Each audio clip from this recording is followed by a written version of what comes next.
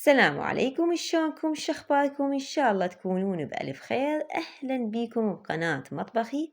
وصفتنا لهذا اليوم من أشهر وأطيب المقبلات اللي يقدمها المطاعم. اليوم راح أسويها بطريقة سهلة وبسيطة وأطيب من المطاعم. بس قبل كل شي أتمنى من إيديكم اللايك والشير للفيديو حتى يوصل لأكبر عدد من الأصدقاء. يلا نبدي ونقول بسم الله. عندي هنا سلطة الشوندر. حبايبي جبت هنا كوب من الشوندر مسلوق مسبقا. راح أضيف عليه كوب من الرمان. هنا أنا راح أضيف قليل من المعدنوس.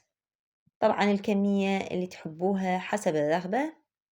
راح أضيف ملعقة صغيرة من الملح وثلاث ملاعق كبيرة من الدبس الرمان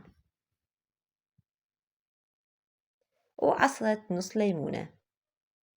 راح أبدي أخلط كل المكونات. هنا أنا خلصت عندي سلطة الشوندر. راح أبدي مقبلات الباذنجانية. عندي هنا 4 ملاعق من الكاتشب،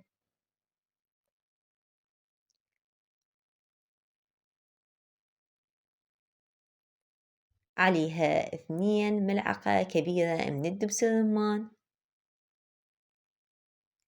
عندي هنا راح أضيف نصف ملعقة من الكمون ونصف ملعقة من الملح وراح أبدي أخلطهن.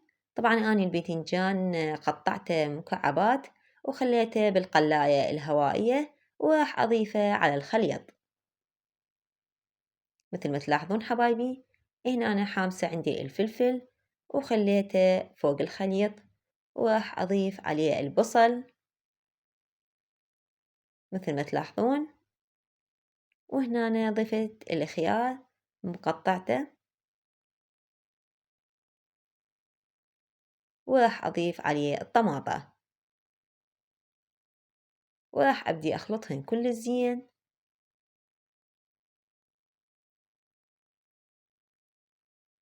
هنا أنا خلصت عندي مقبلات الباذنجانية. راح أبدي بمقبلات التبولة. عندي هنا باقتين من المعدنوس. راح أضيف عليها نصف باقة من النعناع. عندي هنا 1 حبة من الخيار مقطعته مكعبات صغيرة وراح أضيف عليها نصف حبة من البصل. هنا ثانمته كل زين. هنا راح أضيف 1 حبة من الطماطم وعليها ملعقتين كبيرة من البرغل. هنا منقعته لمدة ربع ساعة وراح أضيفه للخليط. عندي هنا 2 ملعقة كبيرة من زيت الزيتون. راح أضيف نصف ملعقة صغيرة من الملح ونصف ملعقة صغيرة من الفلفل الأسود ونصف عصرة ليمونة. راح أخلط كل زين الخليط. وهنا خلصت عندي التبولة.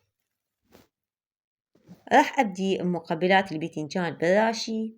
راح أضيف 3 ملاعق من اللبن، عليهم 3 ملاعق من المايونيز،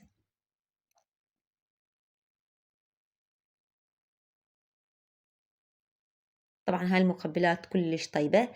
أنصحكم بنات تجربوها، طعمها كلش طيب. راح أضيف عليها ملعقتين كبيرة من الراشي.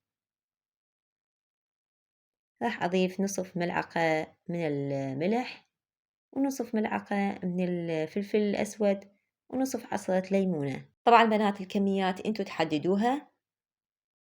هنا أنا راح ضفت الباذنجان مكعبات مقليته مسبقا بالقلاية الهوائية.